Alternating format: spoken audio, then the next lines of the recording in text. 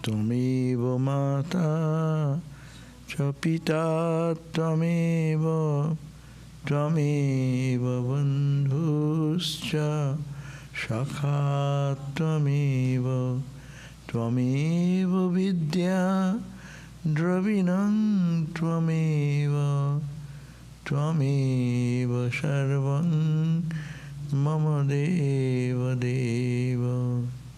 Om Shanti Shanti Shanti.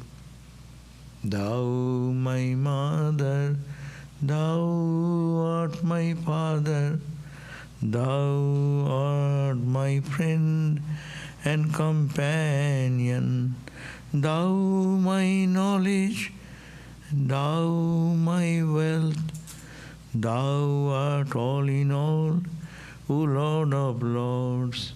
Om Shanti Shanti Shanti. Peace, peace, peace be unto us all.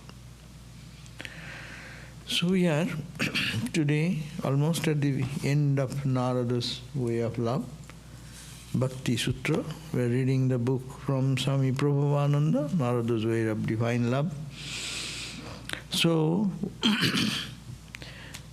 we have read that this bhakti at the end of this book,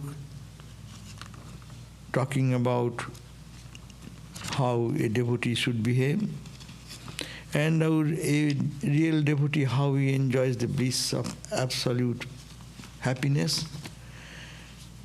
He said in the verse number, Narada said that Trishattasya bhaktireva gariyasi.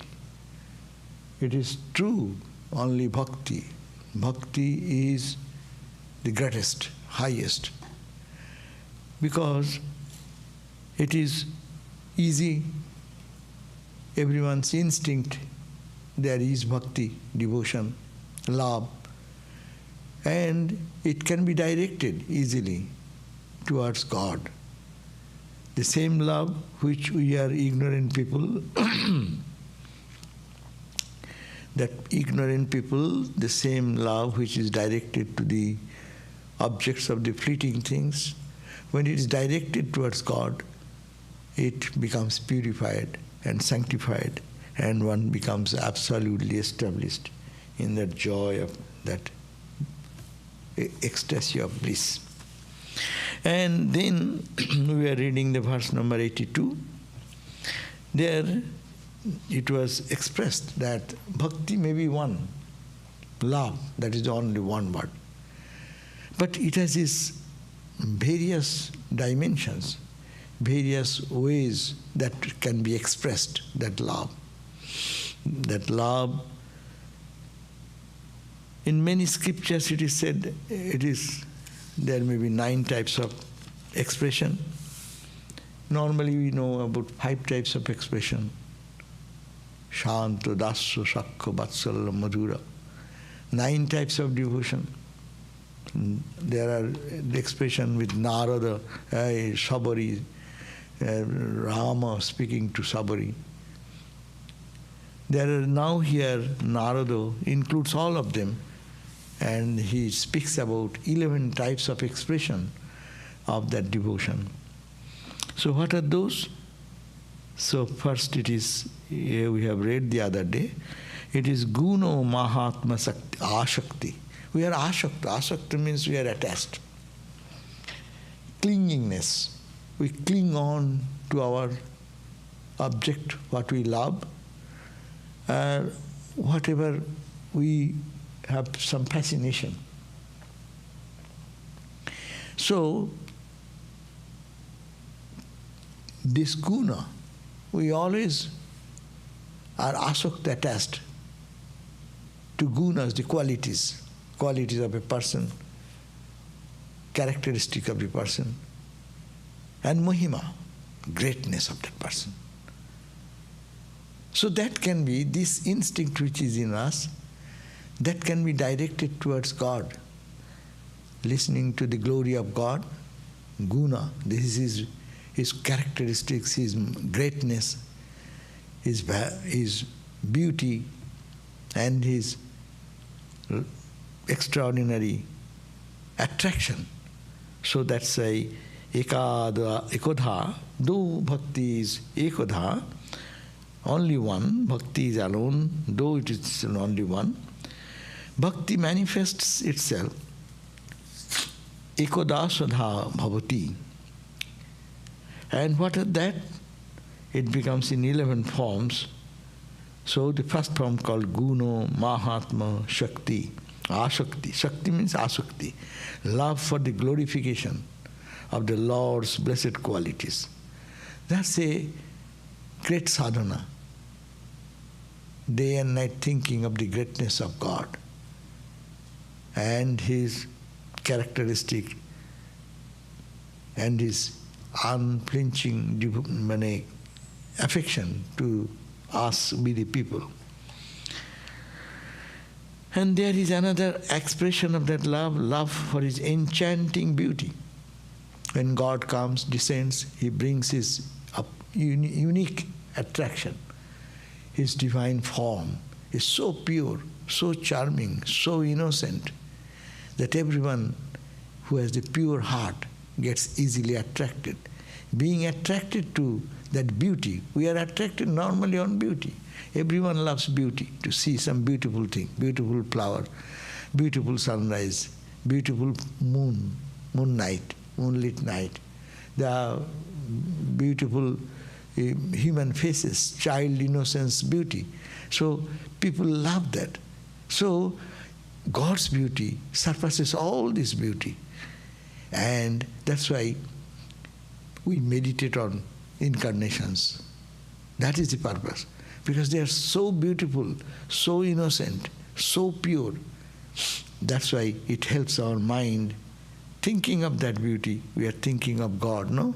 You take anything in your, suppose you take some candy, whatever size, shape, or if it is beautifully decorated, and then it attracts more.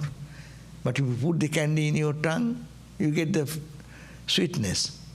That sweetness will come, God's sweetness will come, but at the same time, a beauty which is natural attraction for us, if it is directed towards God and we get attached to that, then one can really make a great spiritual success.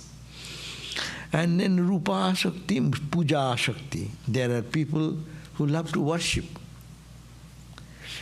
They're offering flower, bringing incense, and making garlands, and preparing food for offering. Yeah? So this type of puja. And we normally, we human being, we adore, we do some puja, even in a worldly level. You love someone, you get a bouquet of flower when you meet that person. You want to be very, show your love or affection, you carry some sweets or something to give him. So that type of worshipping someone whom we love, or adoring someone whom we love, that is very natural. So this love for worshipping him. So we worship the worldly thing, let us worship God. Love for constant remembrance, it is called the Smarana Shakti. We remember many things which has make an impact in my life. But if we can remember God all the time, then according to Patanjali's yoga philosophy, one vritti of love, another vritti of love, third vritti of love. So ultimately it will be one vritti. All this remembering, say you are a lover of Krishna, you know Krishna's childhood plays as described in the Bhagavad. You remember one story, you remember the other story. Ramakrishna's childhood days, you remember he was walking in the plain field, paddy field, and he saw that beautiful black cloud, and in that backdrop a white flock of crane flying. Seeing that beauty, he fell down and became totally unconscious and totally went into samadhi. Suppose if I think of this story, it has happened. It is remembering this. See, my mind is going to Sri Ramakrishna, the same Lord who incarnated as a human personality, pure, innocent, seeing a beauty. This is the beauty. We are talking about beauty. Our mind is not that pure. If it is pure, then any beauty we see, people will go to samadhi. Sri Ramakrishna is to go to samadhi, seeing someone very beautiful. And that's the beauty, seeing this natural beauty of a crane, flock of crane flying in the backdrop of black, what is called cloud. It's a very charming scene. And seeing that, he went to samadhi. So first point, Rupa Sakti, as we said, the beauty, that can be, its culmination can be seen in Ramakrishna's life. Yes, it is possible. If you love that, and that through the Rupa, external beauty, you can enter into the eternal beauty. And another point, if I remember, now remembrance we are now talking about, remembering about the glory of God, how? Oh, Sri Ramakrishna, boy, think of the pure boy, innocent boy, knowing nothing of the world and worldliness, seeing this natural beauty, his mind soared high into samadhi, and he went into samadhi, and he lost his outer color. He became, in a village, remember the story, when he was a small child, there was a Shiva night, play of Shiva is necessary, this Shiva night, Shivaratri. And they asked him to dress him like Shiva. And when he entered into the lecture platform, or not, it will call the dais, where they are performing the play, acting. And as soon as he entered into the idea of Shiva and got intoxicated and lost outer consciousness.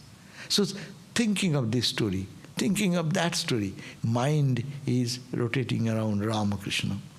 It's called remembering. You read the Gospel of Ramakrishna and you see one setting in Dakshineshwar. Ramakrishna is sitting there, and so many Calcutta elites have come there, and Sri Ramakrishna is talking about God. And now he stand up and stood up and then started singing Mother's Glory. Shama ma ki amar kalo, is my mother black? Like that he started singing, and he went into that and went to ecstasy. Think that entire hall room is charged with spirituality. He went into ecstasy, his face is beaming with joy. Think this way, this is called remembering. People say, I cannot meditate. Yes, meditation is difficult. But this is easy.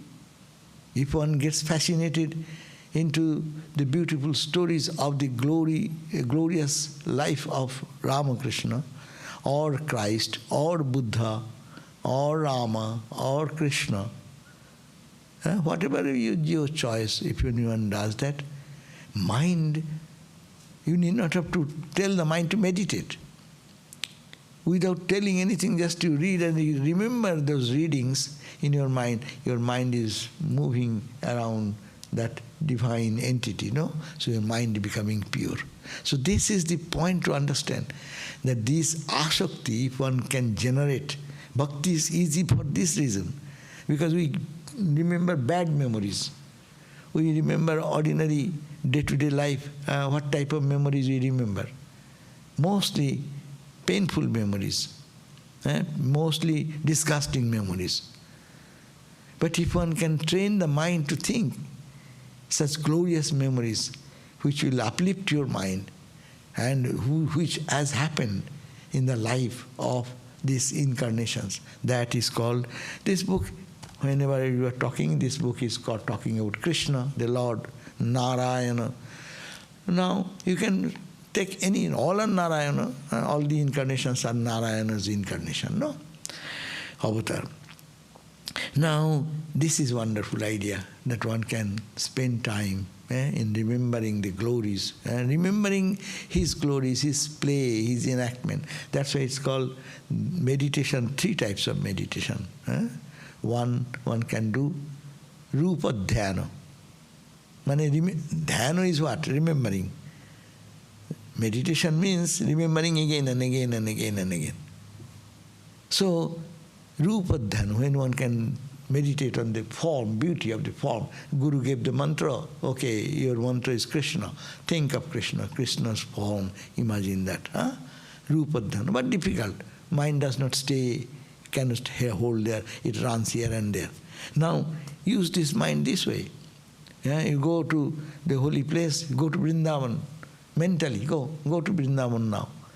And just think, this is the place Krishna was playing with the gopis, this is the place he was playing with the cowherd boys, this story, that story mentioned in the Bhagavad. Just you can spend long hours in meditation, but you spend your time where? Not with material something, but with God in the human form. So this is, the bhakta can take advantage of that, remembering the holy associations of God. Now, then comes La Puja Shakti, Manana Shakti, Dasya Shakti. One can be feeling love of service. Das means a servant loves the master. Or he does his service with one-pointed mind. Like not the worldly slave. Slaves are one thing, but willing slavery. Willing slavery is something and forceful slavery is something. If something you are not willing and somebody tells you, it is a torture. But you love something, somebody, and works for that, serve him, then it's a great joy. That's the distinction. A boy serving, suppose someone is as a duty for money, is doing some responsibility or doing some duties. And someone is doing the same duty, not duty, but I am serving my beloved Lord. With that attitude is a service that makes him spiritual.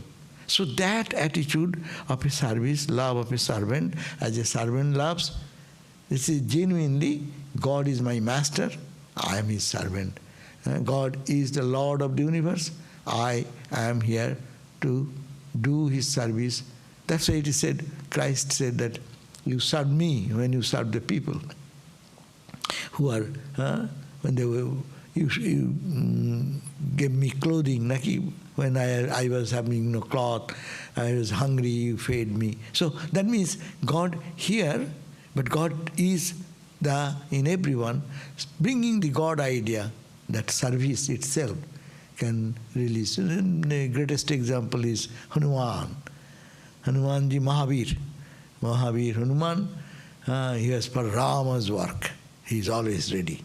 He can do anything and everything to do. He's the master. Swami Vivekananda says, Das tabu janame janame daya nidhe. Oh my master, I am your servant, this life and life after life after life. No? Das tabu janame janame. I do not know where am I destined to go. I do not know what is your destination, but I am your servant for life and life. So that's why Swami Vivekananda said when he went to Holy Mother, Divine Mother, Sarada Devi, Ma, last time I gave a jump and leaped over the ocean. That means he went to Ceylon by one jump. That is the story. Hanuman gave a big jump. And from India, he went to the Ceylon, Sri Lanka. And there he did whatever Rama's work. For Rama's work, he has so much power. No? So, now he said, another incarnation, Ma, I jumped. But this time, by your grace, I went to, that means he came to Chicago, and he said that I went to the West and conquered them. And like my child talking to mom, mother, for your purpose, I did the other birth this way, and now as Vivekananda, I did this job. So he is carrying that I am the servant of the master and the mother. So this attitude, if anyone takes whole day, we do so many work. Sometimes drudgery comes in our life.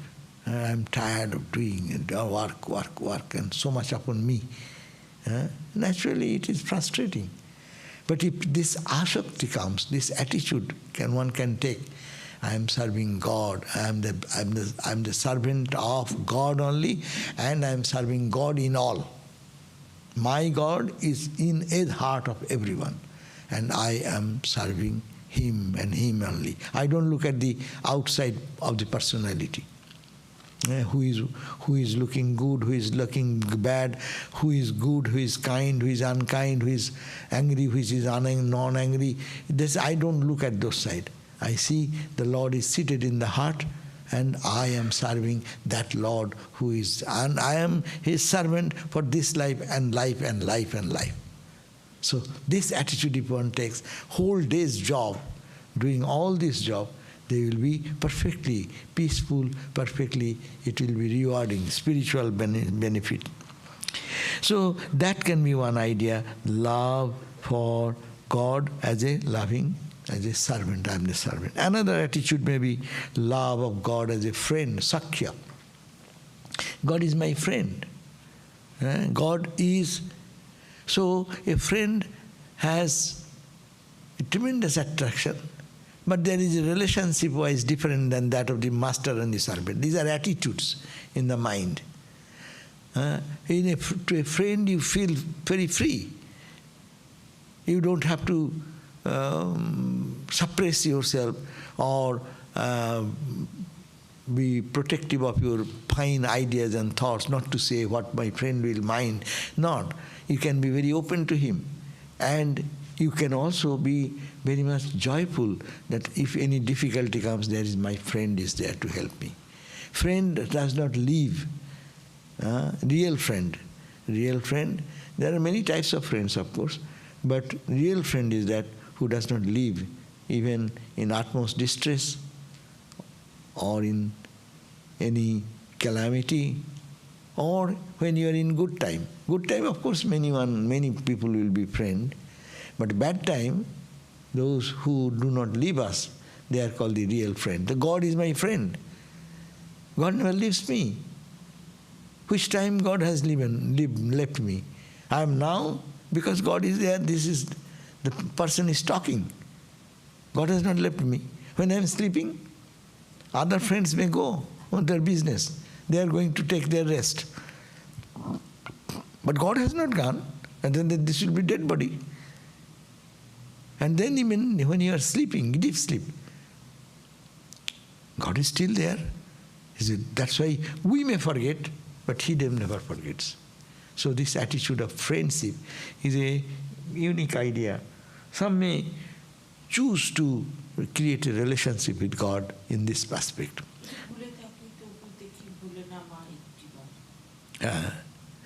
Yes, we can forget, but mother does not forget the child. No? So He is the eternal mother. Here is the eternal friend. So friend, real friend, always is the background. So that's why we find that Krishna is the friend, real friend of Arjuna. Arjuna is in the front, but whenever he turns to see, there is this, Krishna is there all the time. The Lord is there. And for us, God as consciousness is always with our friend. Even to understand when we are in pain, at the time we are experiencing pain, God is there, that's why we feel pain. The dead body cannot feel pain. You feel joy, because God is there as friend, holding you all the time, all of us. In pain and in misery, in suffering and joy, in your achievement and in your failure. But worldly friend will be there for when your achievement, your accomplishment comes, you become very rich person. When you become very rich, then many people will be your friend. They will run around you. When you will be in distress and you lose money and you have no money, you see, all friends have left. Then you even ask you, hey, how are you? Why you look so pale? Have you had some lunch today? Vivekananda, his friends, Baba, he was a boy of a barrister's son in those days, Calcutta, highly educated, rich family. And when he was young, he is moving, and all the friends flocking around him. And Naren, can you sing? And Naren smiles, and everyone's very in high mood. Oh my God, Naren is so good. And when Naren's father died, and everyone, all the neighboring people or all his relatives started claiming the property and money and this and that falsely, and they have nothing to eat. Days, maybe one day, he has nothing to eat excepting the faucet water in the street. No, all the friends left. Swamiji said, those would be so happy to see if Naren looks at them. Hey, how are you? He'll be so happy. And now, days after days, with torn, tattered cloth, dirty, no hair oil, nothing, and he not ate even 2 days, or he's drinking only water. All friends left. But God as friend has never left. God as inner consciousness, inner reality, He is always there. We make it Saguna, then we call God personalized. Nirguna, we call Brahman, Atman, we call consciousness. Saguna, we call, oh, you are a Krishna Bhakta. Krishna is there on inside. I don't see, but He is there. So, God as friend. So that may be one attitude. People can get attached to that. Someone can have the attitude, God is my son. So it's very natural for mothers. Motherly attitude is very natural, to think God is my son. As mother feels affection for son, and real mother cannot forget the son anytime, wherever they may be. Real mother always thinks of every moment, oh, my son is here. Had he been here, he would have been done this, he would have been done that, he would have... No, even their elderly child. And when the child is baby, no question. Their heart and soul is in the baby. No? Only child, and the whole world rotates around the child. So that is the affectionate side, like Mother Jashoda thought about Krishna. Then Chandramani Devi, that is to think about Ramakrishna. Kaushalya, thinking about Rama. So the mother thinking of the son. And that can be relationship. Any one woman can think that my child, God is my child. That's why baby Gopala, baby Rama, in Hindu tradition they keep and they worship them. And particularly many widows practicing this attitude attain the highest spiritual level. Our called the Gopala's mother. And his name was Gopala's mother of Gopala. That Gopala is the Krishna, baby Krishna. And that lady, old widow lady, used to think, God, He's my baby. The Lord is my baby. Ammachi also sees everybody as her child. She hugs everyone as her child. Right. So if one loves that way, his child, they think of the child only. Here, he thinks Krishna is my child, or Rama is my child, baby child, no? Christ, Mother Mary, and the baby Christ, no? So when in the cradle, think of that baby, no? How is mother's heart 24 hours centered around the baby, So one can think God is my baby. And Gopala's ma attained to that flight. She used to see Gopala everywhere, in every face. He used to see his own Krishna, baby Krishna everywhere. So this is another attitude. It is only, you have to do nothing, only turn the attitude. My son versus God is my son. And that son is in every heart. That will come later. But when the mom thinks of his own child, here is more important, my own child. My child is this child. There are maybe 1,000 children in a group gathering, when say 1,000 children are playing together and 1,000 moms are watching. But each mom knows my child is where. No? When you do some performance, did you see the children's performance? How mom becomes happy? The child is playing and they're taking, clicking, clipping, photograph, this, that, this side, that side, that side. Not others, but her focus is her child. Is it not? So it is instinctical that you do that. Why not you think God was your child and He is playing in so many ways? So it is very only giving the turn towards God. God is my child. That another. God. Love of God as the husband.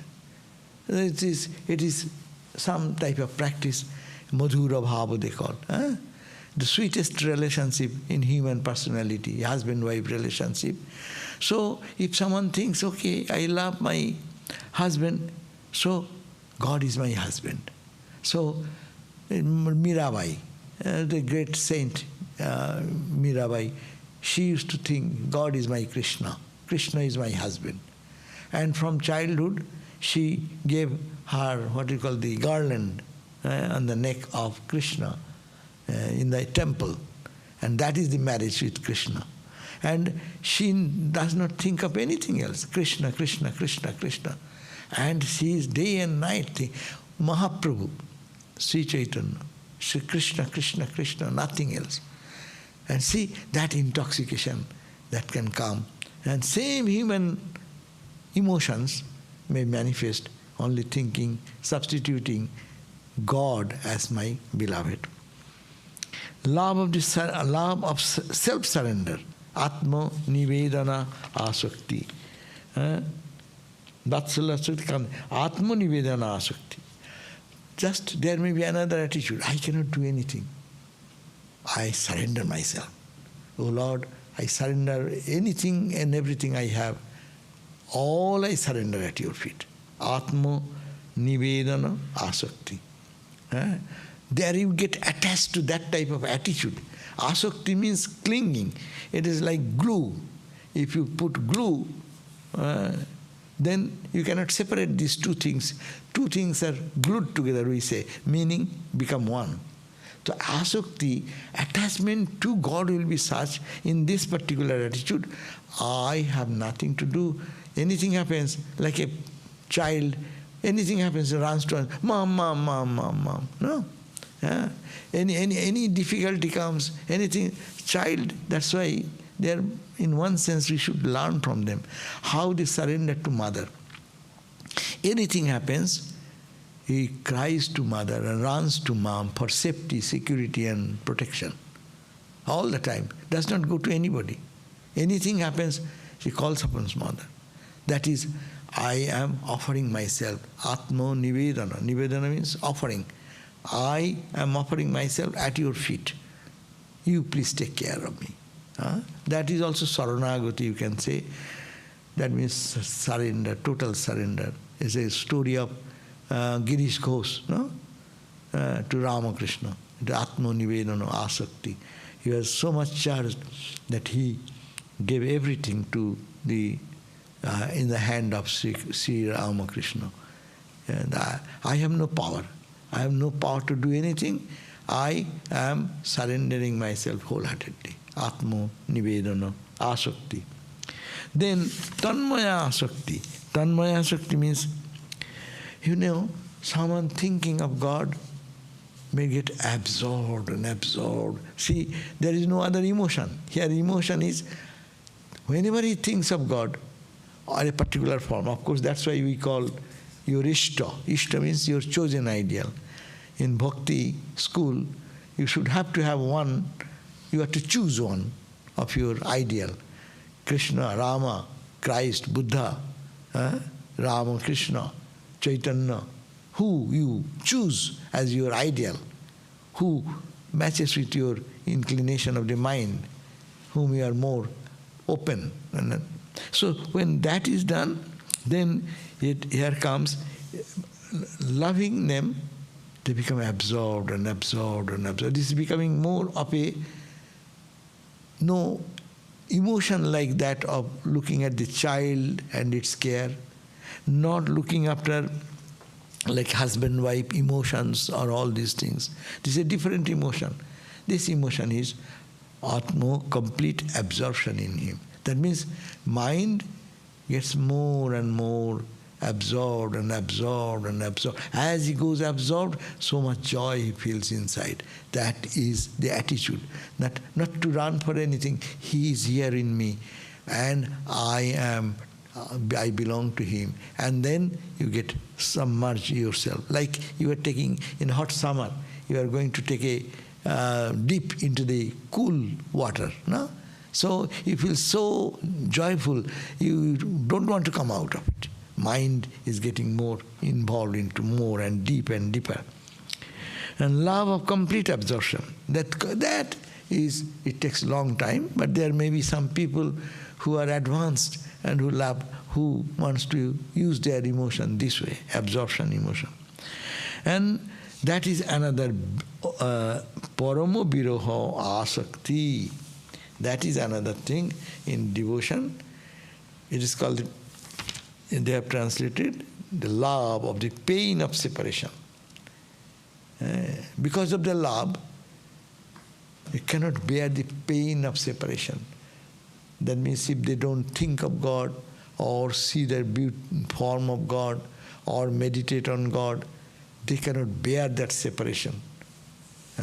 That's why every day we chant, even the moment's separation from you appears as in 1,000 years. So that is the bhakta, the real devotee, genuine devotee. They cannot bear any separation from God. And that is called the separation anxiety. They become so upset with a split second. They become restless. We find in human love also this appears. But can it be with God? That is the point. If it is with God, then it can lead one to total absorption in God, means so much absolutely giving into oneself into God and God alone. And what a great state of mind then. So these are the 11 different ways one can dedicate themselves for God.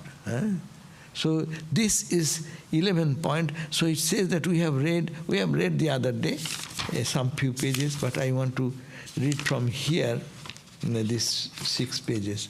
I'll read it to what I discussed in my way, and that you will find it here more clearly, and this translation of Swami Bhuteshananda Maharaj.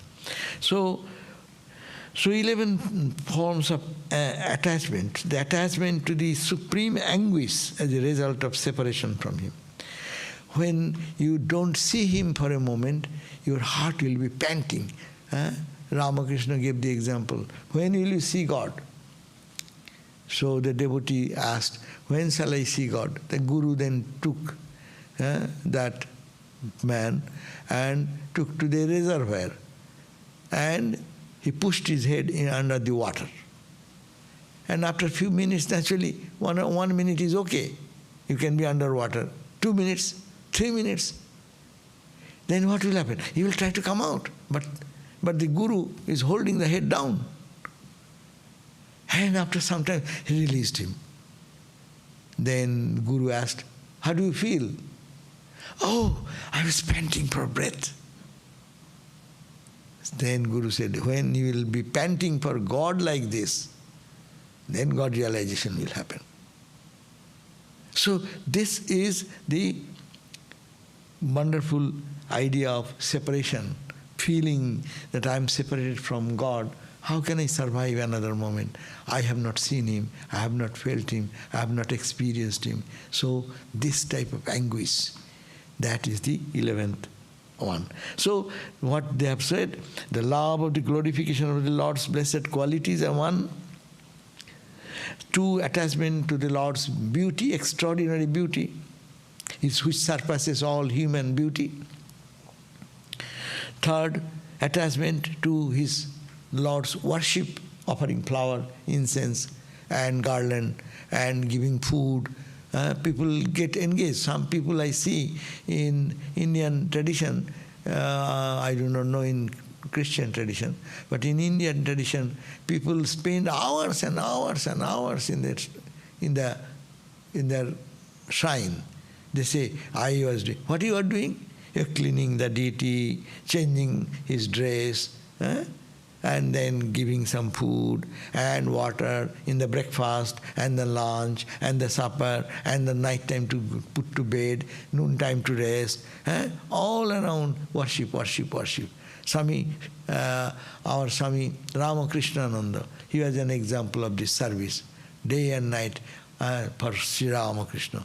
When he served Ramakrishna, when he was in the body, in the sick, in Kasipur Gardens, he continued the same way Ramakrishna's worship.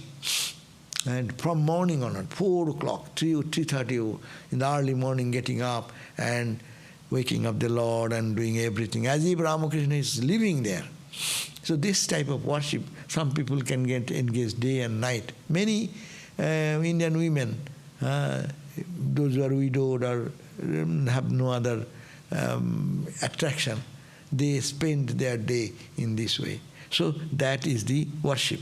Attachment to His... Some people in their altar, they keep 50 images and then keep on dusting like that and all these things. But at least good they are doing, thinking that they are serving God. They are cleaning different images of God. At least they are doing that, and they are not doing other way, spending, though it is not the ultimate state. But in her level of devotion, that keeps the mind in God. Or may not be mind in God, at least she is thinking that she is serving God. That's good. Rather than doing, people are reading newspaper. Some people read newspaper cover to cover, every word. Some people are watching television, news channel, one channel after another channel after another channel, reading, and that other person is at least in the shrine, cleaning the bed of all Rama, and one is Krishna, another is Mother Lakshmi, another is Mother Saraswati, another is Mother Durga, another is, okay, at least handling them, thinking they are deities, they are gods. No? So little better than that of this worst thing. But with a proper attitude, if they can do, they will also gain the result. So this is the worship. Attachment to Him as the servant to His master. Attachment to Him as a friend. Attachment to Him as a child. Attachment to the Lord as the husband. Love for the self-surrendering to God. Attachment to God in the form of complete absorption, and attachment to supreme anguish, viraha. Means when you are really feeling, I have not seen God, your heart is already connected with God. Because you are intensely thinking, when shall I see? By the time you are seeing that, saying so, your heart is connected with God. Because you are thinking of God only. So these are the forms which bhakti may take, or any one of these may be cultivated by the devotee. It may happen who is progressing in a bhakti devotional path, or we can cultivate any one of them. And if you take care of one, then ultimate result will be God, the love for God will generate. These forms are supposed to be interrelated. Whenever a person develops this extreme form of love for God, he develops these ideas or attitudes towards God. The first form mentioned in the glorification of the attributes of the Lord, a devotee actually starts his devotion with this. God's glory has to be meditated upon so that gradually we become more and more attached to Him. No? If you are glory, you look at the nature. Who has created? The seasonal changes are coming, the leaves are coming out, it is becoming old, it is dried, it fall down, and again seasonal change, and the life is coming, blooming flowers, and this whole birds are flying, they are going to their nest, they are coming from there, they are going for their meal, and when they are happy, they are just flying in their own joy. Look at the nature, and you say, thank God, thank God, thank God. Who is behind this? Who is behind it? One can spend time.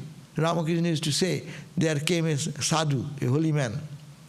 He used to meditate. He used to come out of his room, a cottage, and clap his hand. Kaisa sundar dunya banaya.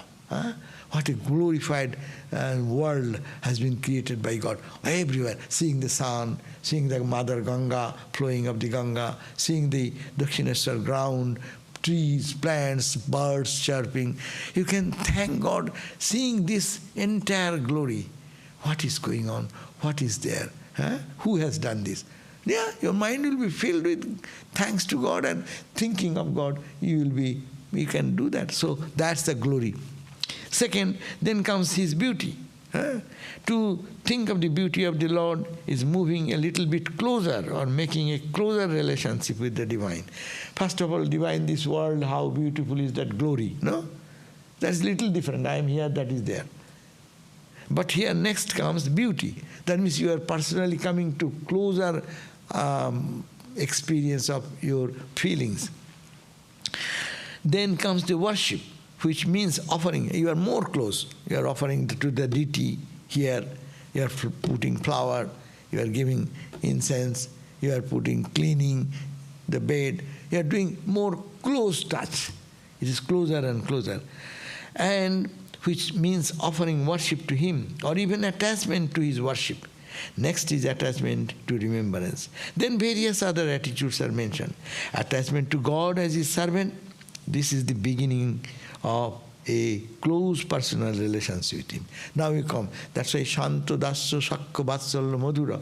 These 5 moods of devotional practice is called, you are bringing God to your close personal relationship.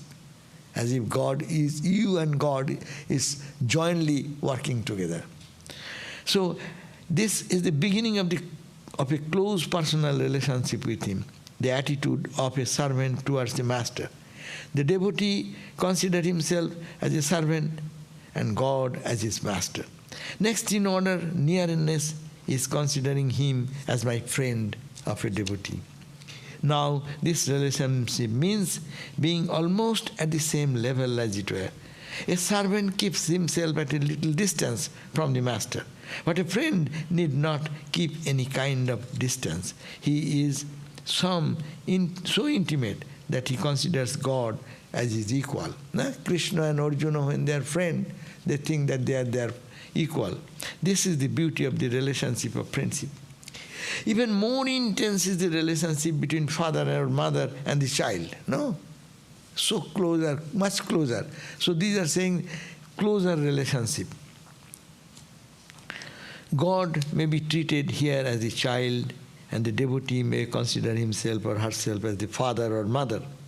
This is a very sweet relationship where there cannot be any question of give and take. Normally, child, when you give something to child will not give you back anything. He cannot give you. You can give sweets, you can give all your love and affection. But what the child will give?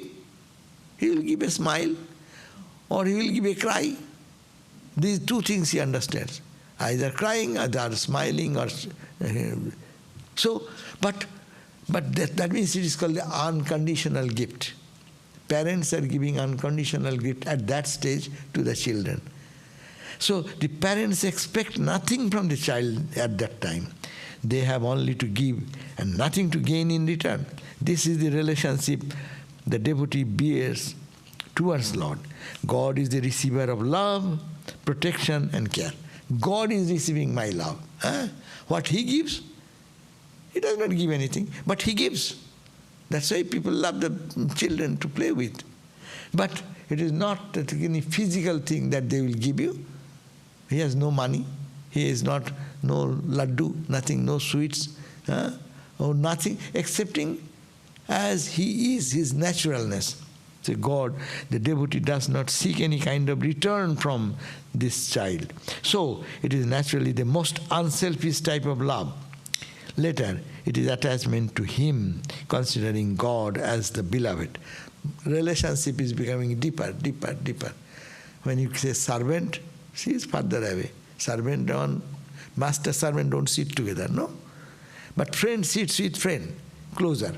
And friend sits with friend, one relationship. Then friend, no friend, he is my child. And that relationship, part of me. Child is a part of mom and dad. So they think I belong. And that relationship, deeper, closer relationship. And then this is supposed to be the closest kind of relationship, most intimate and intense form of love. Next comes attachment, that is the sweetheart's love for the, this is the relationship of the sweetheart towards her paramour. This is the beloved, thinking God is my beloved. It's more intimate.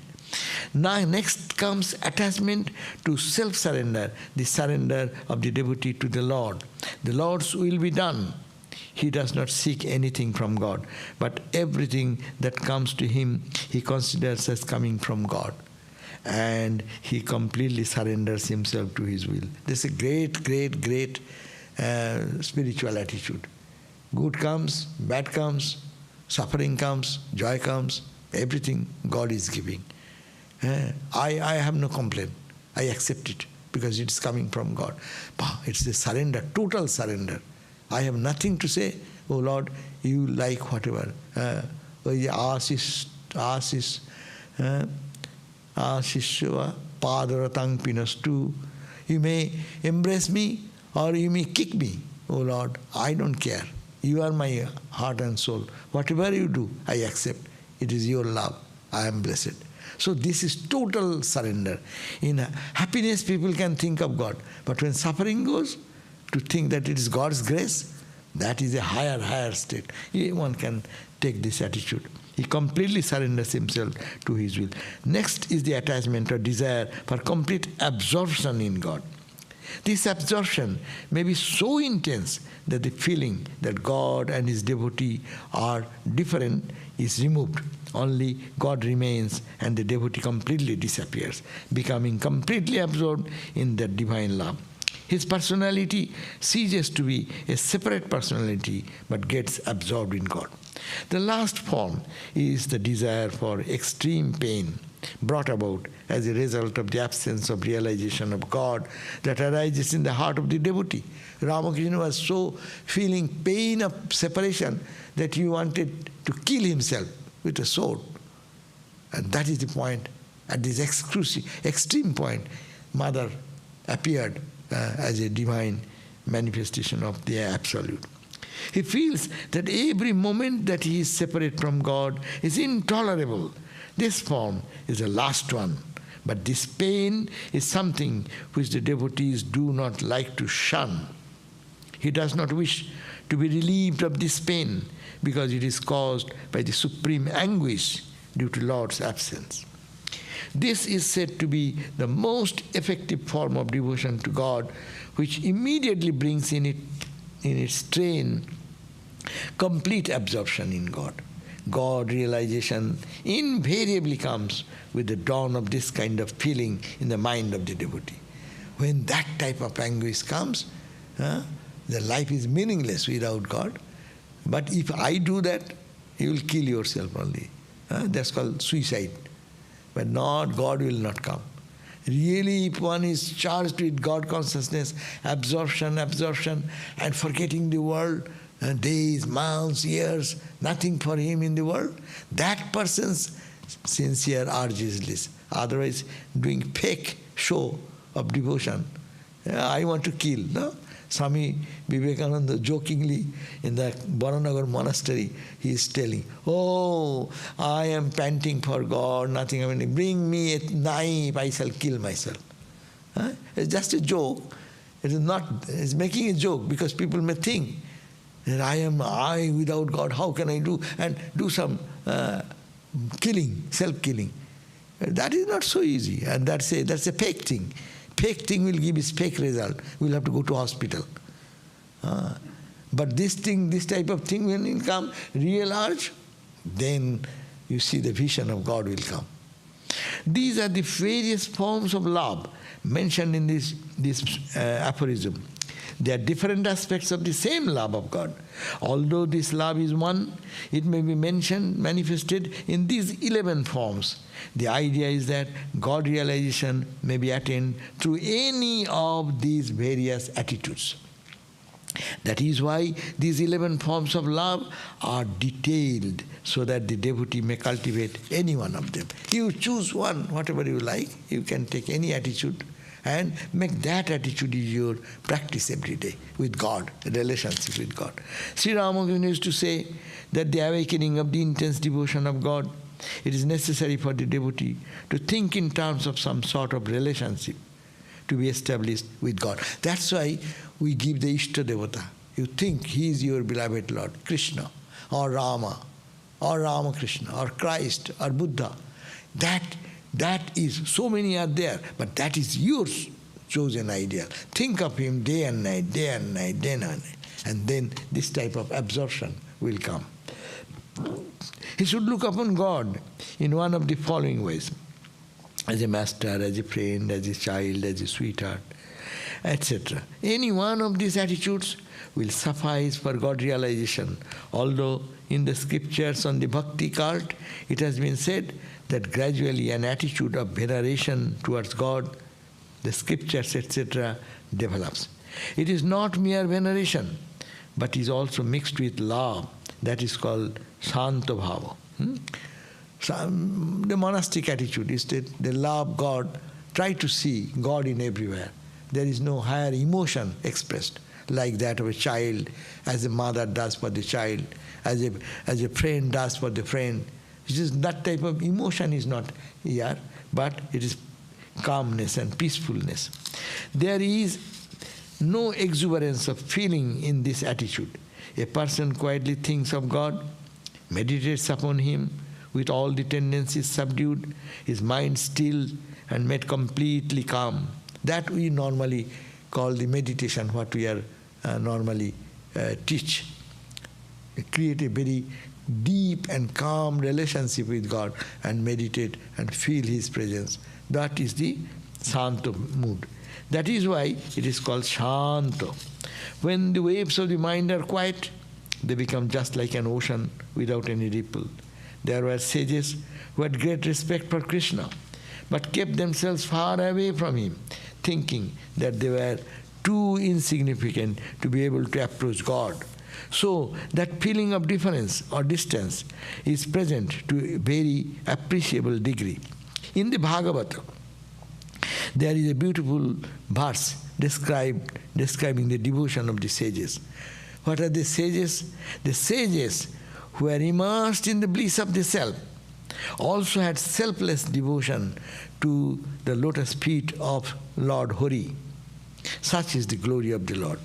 This relationship is the beginning of one's attitude towards God. This has not been described as an attitude which a devotee should be continue to have. He may begin with his attitude, but then he must outgrow this stage. Of course, a person of that type, say an ascetic or a sage, may have that attitude, and yet he may be great. The cultivation of devotion, however, requires more intimacy.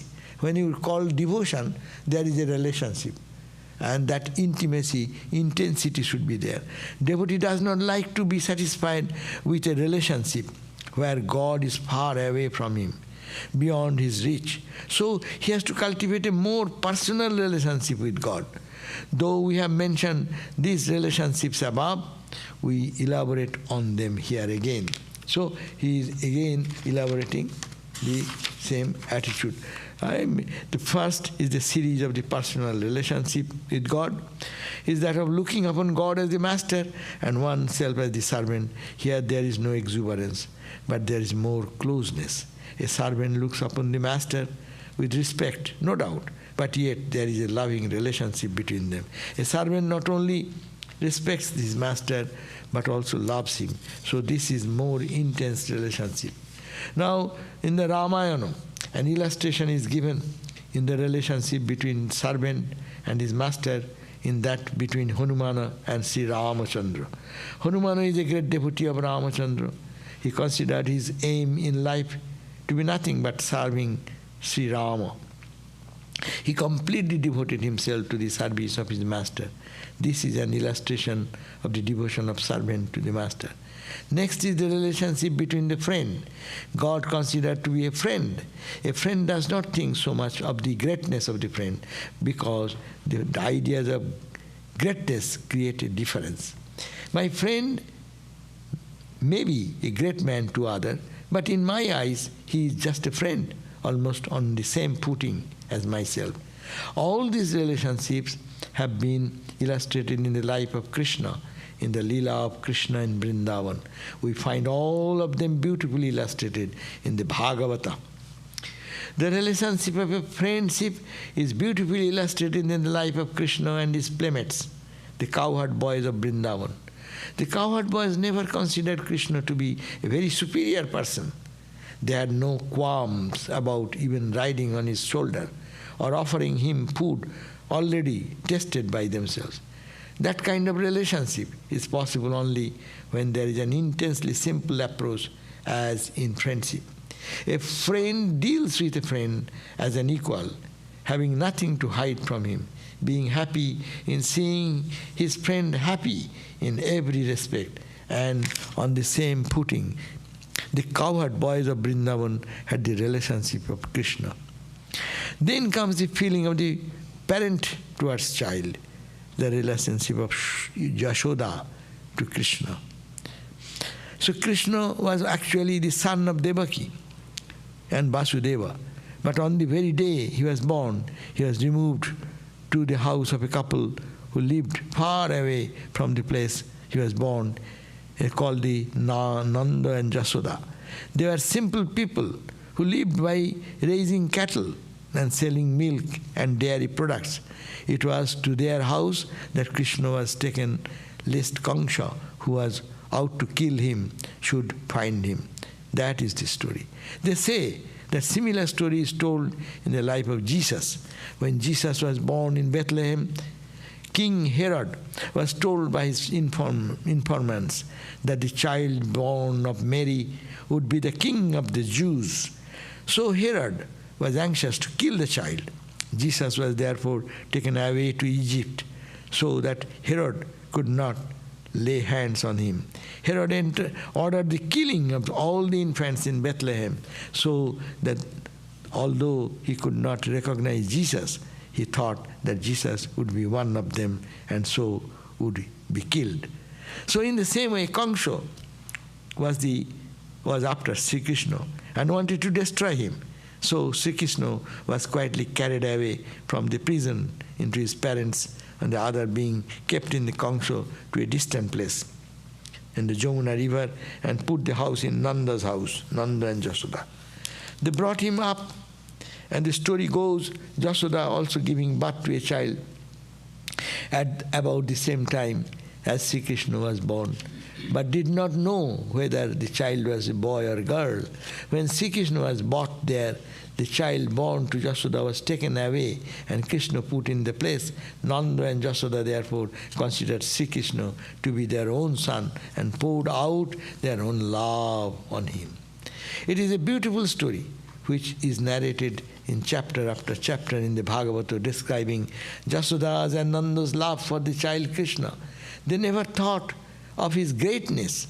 When Sri Krishna even displayed some extraordinary miracle, they thought them to be the work of some demon, and so performed propitiatory sacrifices as parents may do, so that the demon might leave him, never thinking that the child was none other than God, manifested in the form of child. So, this is the way. So the attitude of a devotee towards God was not present there, although at the time of Jasoda was that told that Krishna was none other than God. So Ma to the mother, boy is boy, my child is my child. Though he know he is God himself, but mother didn't look upon the baby as God, but my child. So that is the asakti attitude, and one can realize God by this. So people may consider it to be so this type of different attitudes, but it's ultimately it leads us to the Brahman.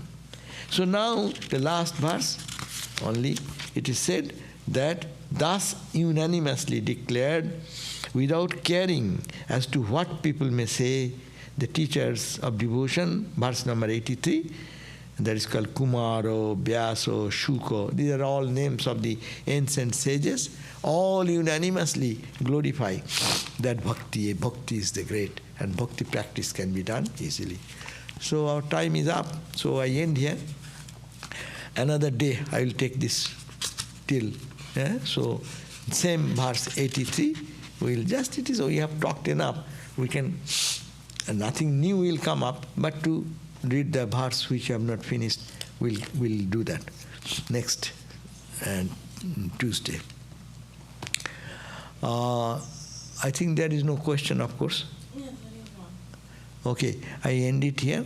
Om Shanti Shanti Shanti Harihi Om Tat Sat Shri Ram Krishna Arpanamastu.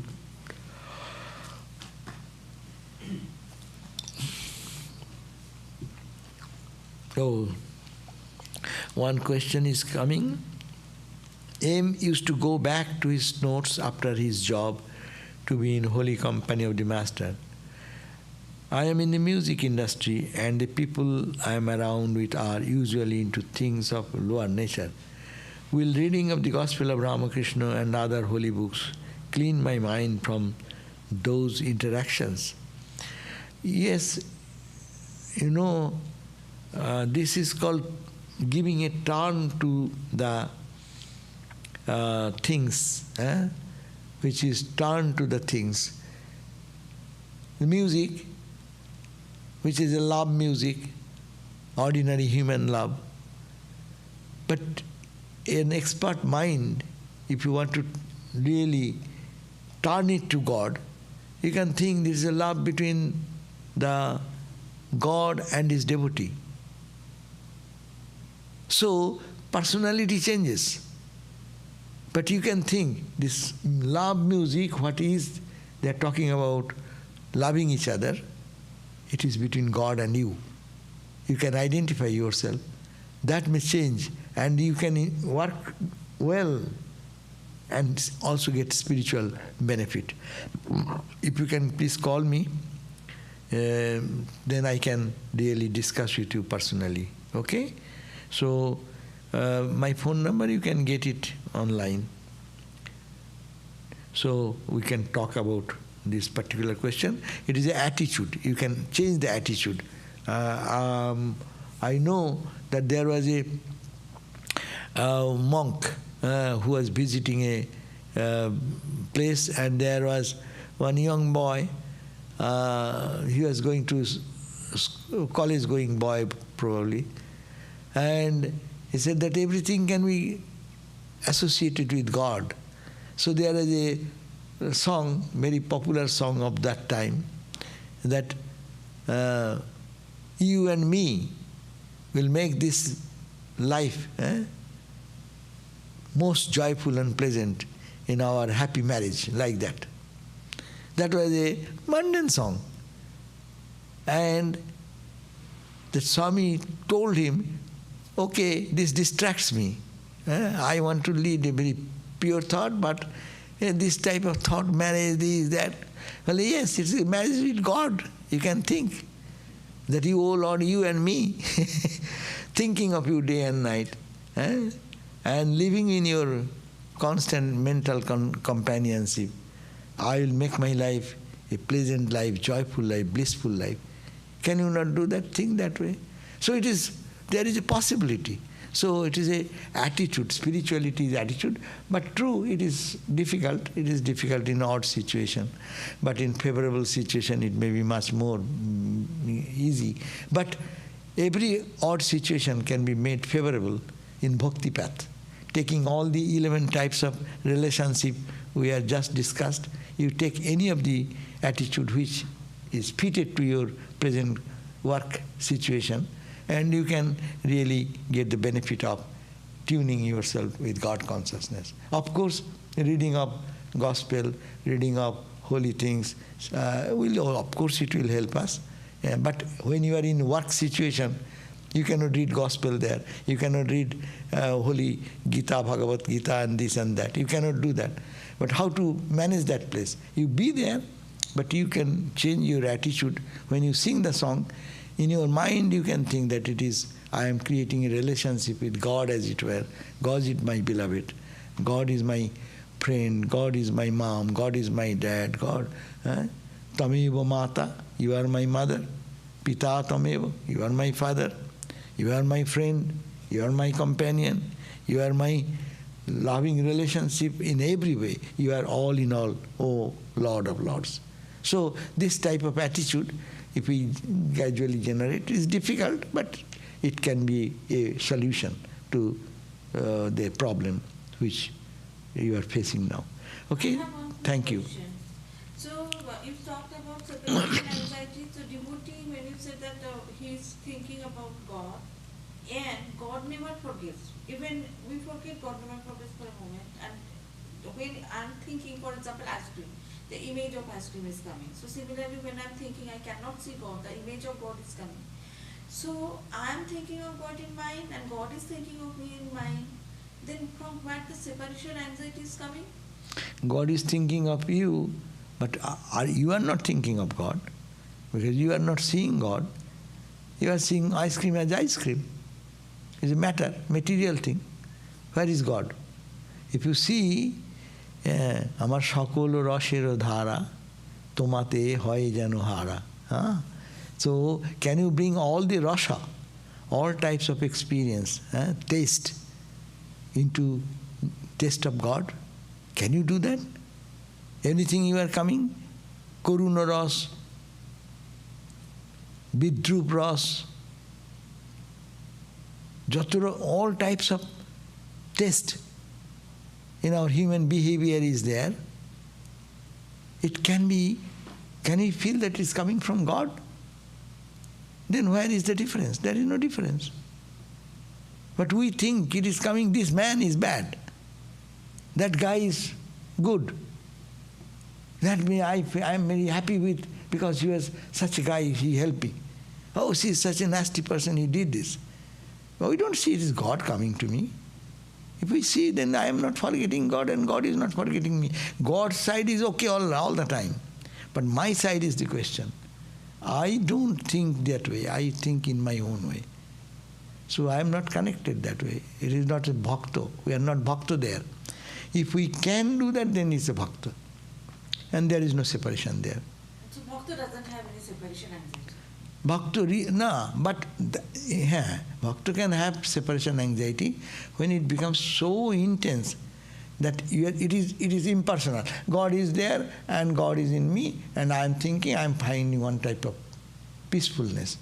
But no, I want to see him concretely. I want to, Ramakrishna, I want to see Mother concretely. I want to see him tangibly as I am seeing you. So that is a very intense state of personification of the Absolute. That's a different thing. We do not understand that. That's why Shanta Bhava. I am meditating and I am thinking God is infinite, God is this or that, and I am happy with that. It is called the Shanta Bhava. But Shanta Bhava is intensified, it emerges. When you emerge, and if one can emerge, just before emerging, there is a tremendous and a sense of separation, feeling will come. I have not seen, I want to see, I want to feel in every pore of my body. I want to tangibly see. Tangibly like this I will see. Ramakrishna said, as I am holding the fan, God can be seen this way. No? So that concretization situation, that when mind comes, there will be this separation, pain of separation. That's why Mahaprabhu Sri Chaitanya could not spare a moment. He wondered, if I don't see you, O Lord, for a blinking of my eye, for blinking how many seconds it takes, how much fraction of a second it takes. If I forget you for that time, then I feel as if I have not seen you for thousands of years. So that's a separation anxiety. So that's a very, very, very high level. It only can come for very, very advanced soul.